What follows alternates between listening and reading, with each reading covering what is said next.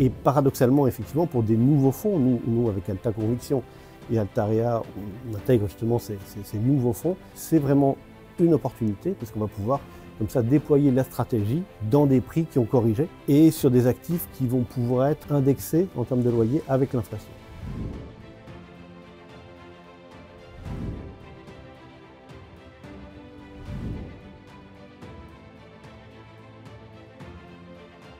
Bonjour à tous, aujourd'hui je rejoins Lynn. Bonjour Lynn. Bonjour Clément. Alors tu es directrice de la distribution de Altarea IM, la toute nouvelle société de gestion du groupe Altarea, et on est chez vous à Altarea aujourd'hui.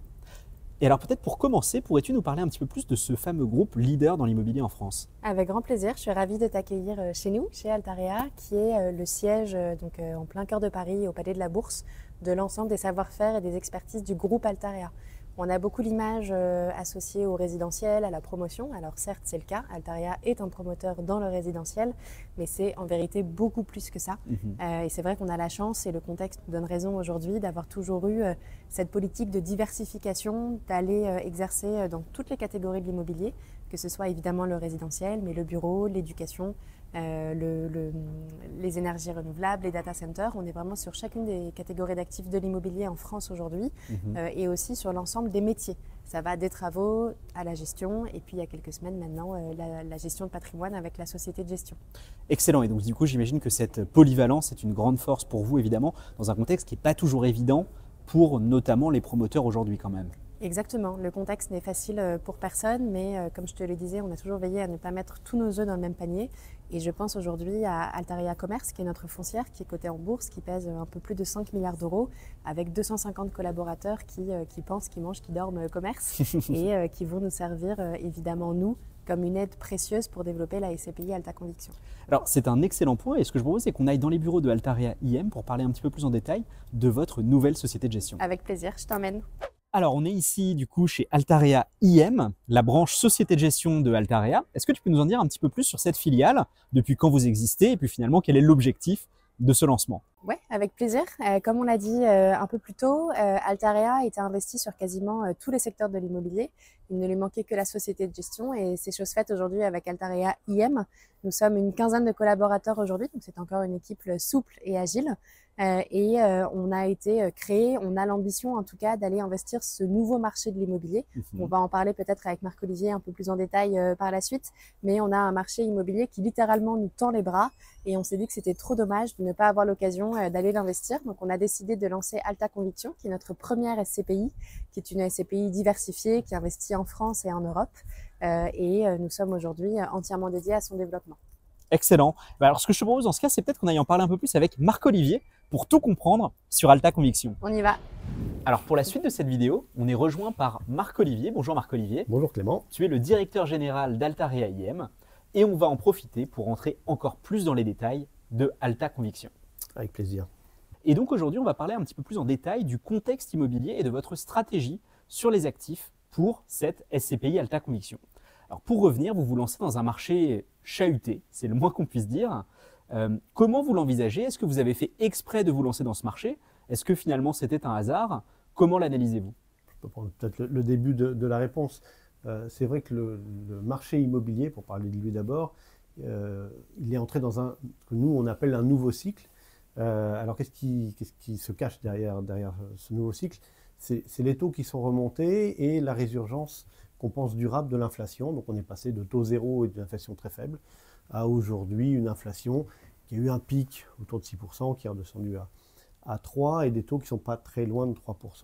On pense que ce retour dans des zones avec un peu d'inflation, un peu de taux, c'est relativement durable parce que d'un point de vue macroéconomique, que ce soit la démondialisation, les tensions géopolitiques, ça génère mécaniquement un peu d'inflation.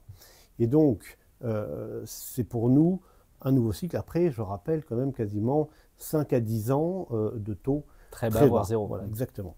Et donc, pour l'immobilier, ça a généré deux choses. La première, c'est que ça a, comme vous dites, chahuté le marché au sens où des actifs qui avaient été achetés avec des rendements relativement bas parce que les taux étaient très faibles, ils doivent, dans notre jargon, repricer, donc ils doivent perdre de la valeur pour que leur loyer ramené à la valeur reste compétitif dans ce monde de nouveaux taux. Cette fameuse prime de risque. Hein, c'est la prime de risque voilà, qui doit se reconstituer, puisque quand vous achetez de l'immobilier, vous voulez le taux sans risque plus quelque chose, puisque vous avez un risque locatif, une obsolescence à financer. Et paradoxalement, effectivement, pour des nouveaux fonds, nous avec Alta Conviction et Altarea, on intègre justement ces nouveaux fonds, c'est vraiment une opportunité, parce qu'on va pouvoir comme ça déployer la stratégie dans des prix qui ont corrigé et sur des actifs qui vont pouvoir être indexés en termes de loyer avec l'inflation. Alors peut-être juste pour revenir un peu sur cette correction, on en entend beaucoup parler, mais finalement, en pratique, de manière très basique, si on parle, on va dire, de rendement acte en main, donc le rendement, une fois les différents frais afférents à l'acquisition pris en compte, ça veut dire quoi en fin de compte en différentiel entre avant et après sur le rendement acte en main? Alors c'est un peu difficile à dire parce que la force de l'immobilier, le grand intérêt, c'est que chaque actif est différent de l'actif voisin. Il y a des qualités qui sont différentes, il y a des emplacements qui sont différents, et donc plein d'investisseurs aussi qui ont des stratégies différentes. Ce qu'on peut dire quand même, c'est que quand les taux sont remontés brusquement, on a des phases d'ajustement de valeur qu'on a connues, s'il fallait donner quelques chiffres, entre 15 et 25% en moyenne sur la valeur. Donc c'est assez sensible, mais quand vous passez, encore une fois, d'une recherche de rendement de 4 à 5, vous êtes tout de suite sur ces fameux 20%. Donc il y a au moins ça qui est à l'œuvre. Et puis après, il y a des stratégies où il y avait aussi beaucoup d'effets de levier. Les gens avaient emprunté à des taux très, très intéressants pour acheter des actifs. Ces taux-là n'existent plus et l'effet de levier, il vient se rajouter à la correction négative des valeurs. Donc voilà, donc c'est quand même un mouvement assez important et je pense qu'on en reparlera, mais sur les actifs qu'on a pu acheter, les premiers actifs, on est, oui, avec avec quasiment 20-25% d'écart sur des biens de qualité, puisqu'on en reparlera, mais nous, c'est ce qu'on cible, par rapport à la période, on va dire, de taux très bas et de prix élevés. Mais alors du coup, pour revenir sur votre stratégie justement, quels actifs allez-vous chercher en priorité aujourd'hui? Dans quelle zone, quelle classe d'actifs? Lesquels vous paraissent finalement les plus opportuns dans ce contexte? Alors, on a fait le choix assez fort de se lancer avec un véhicule tout-terrain, un véhicule 4x4. Donc, concrètement, réglementairement parlant, c'est une SCPI diversifiée. Moi, je préfère le terme opportuniste, dans le bon sens du terme, dans le sens où on ne va pas se forcer à travailler toutes les catégories d'actifs en même temps, histoire de montrer qu'on peut tout faire. On va aller thématique après thématique sur des thèmes porteurs. À très court terme, par exemple, on a une belle vocation à faire du commerce, pourquoi pas un peu d'activité et de logistique. Et à contrario, d'autres secteurs comme le bureau, par exemple, en tout cas les actifs bureaux que nous cherchons à intégrer dans notre fonds, nous paraissent encore un peu trop chers, peut-être encore un peu trop risqués, donc on va les laisser de côté sur le court terme.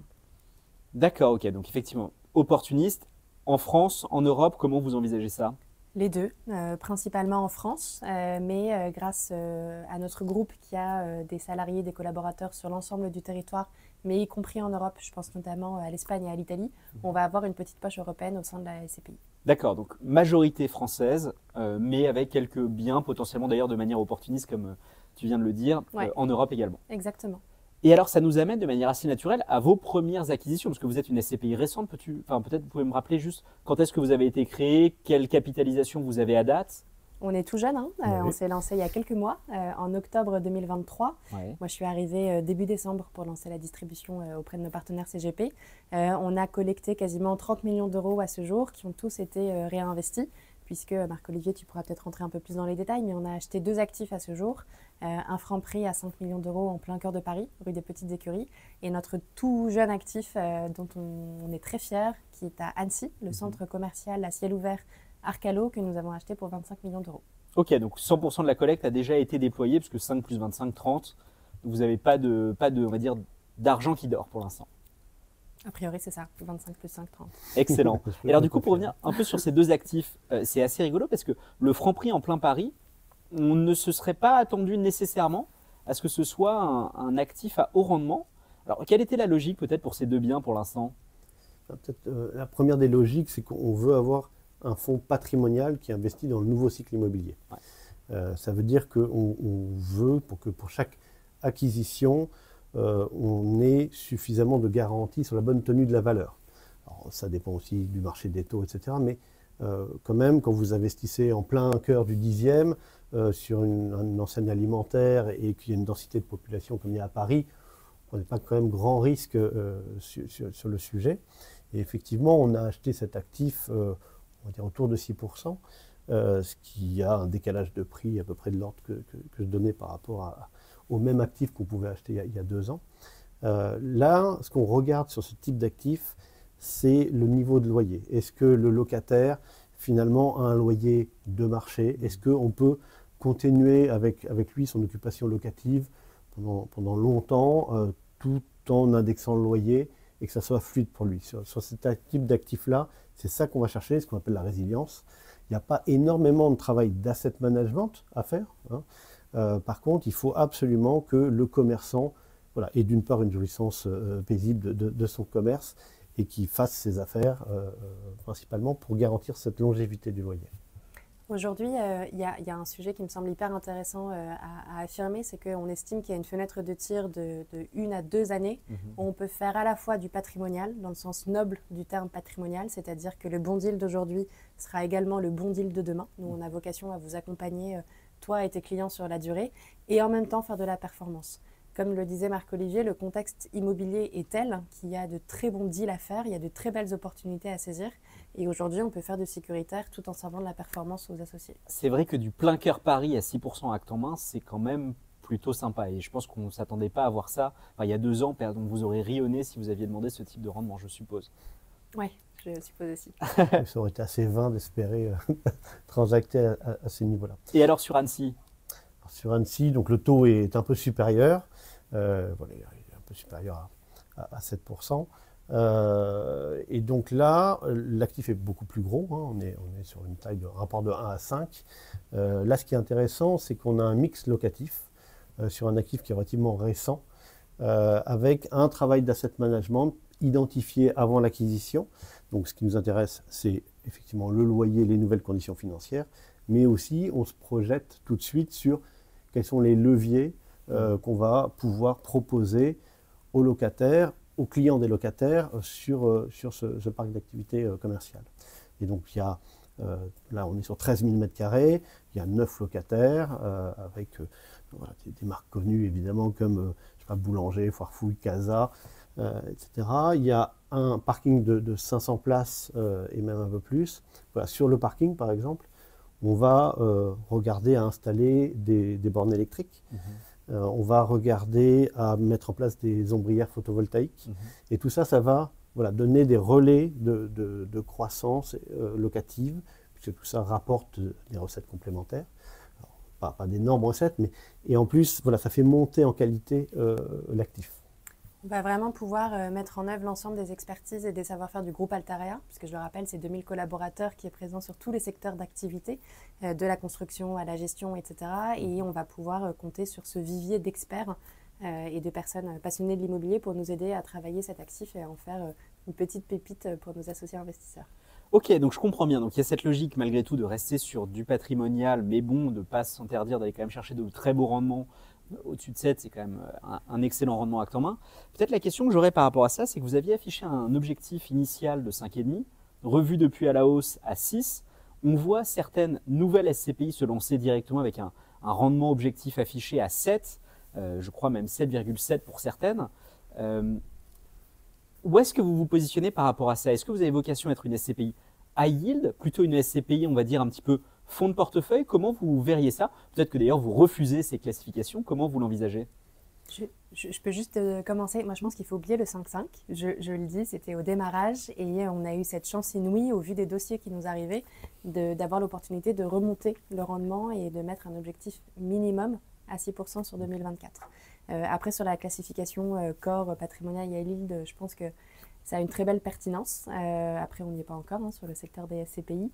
Mais oui, et puis on a un délai de jouissance qui est très court, qui est de 3 mois. Donc le 6 annoncé n'est pas fabriqué, si je puis dire, par un délai de jouissance qui est long. Mais Marc-Olivier, je te laisserai préciser. Le distinguo patrimonial high yield, il fait sens.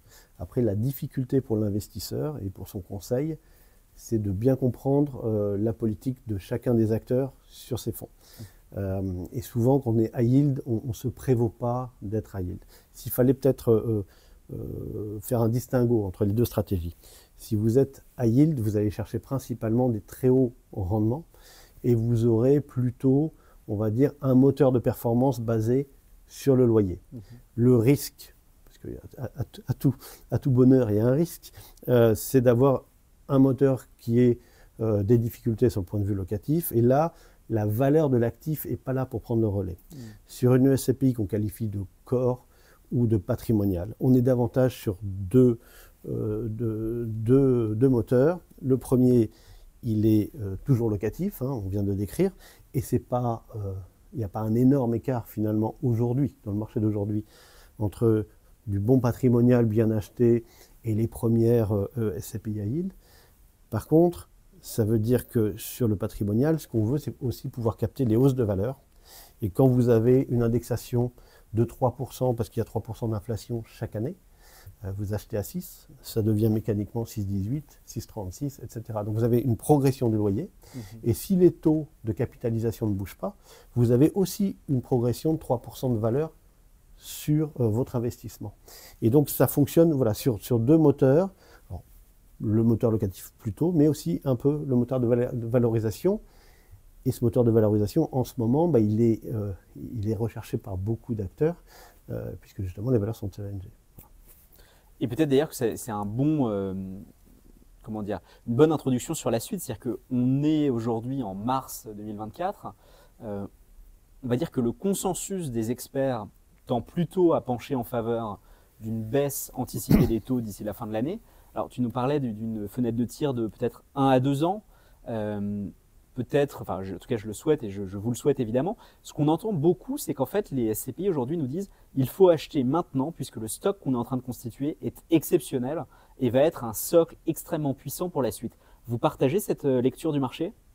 Alors moi, je la partage à 1000%. On est vraiment dans une période où, comme on dit en Angleterre, cash is king. C'est-à-dire qu'un fonds qui est jeune, il faut l'admettre, hein, on n'a pas de stock à gérer, on a cette chance-là, et qui a une collecte dynamique, comme nous l'avons, a un marché de l'immobilier qui lui tend les bras.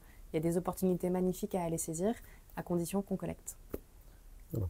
Et pour faire enfin, vous parliez des experts, les experts sur les premières acquisitions qu'on a pu faire avec Alta Conviction, les experts ont convenu qu'on les avait très bien achetés. Voilà, et donc ça se verra dans la valorisation. Je ne m'étends pas parce qu'on est à une période de l'année où je n'ai pas le droit d'en parler.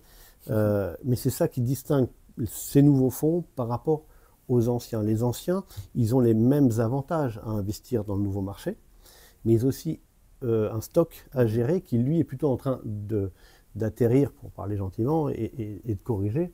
Et donc c'est un équilibre entre le stock qui est plutôt en train de baisser en valorisation et puis les nouveaux actifs qui sont bien achetés, il n'y a pas de problématique. Donc l'avantage des fonds existants, c'est qu'ils sont diversifiés, ils ont déjà un patrimoine, mais ils gèrent quand même beaucoup de ces atterrissages.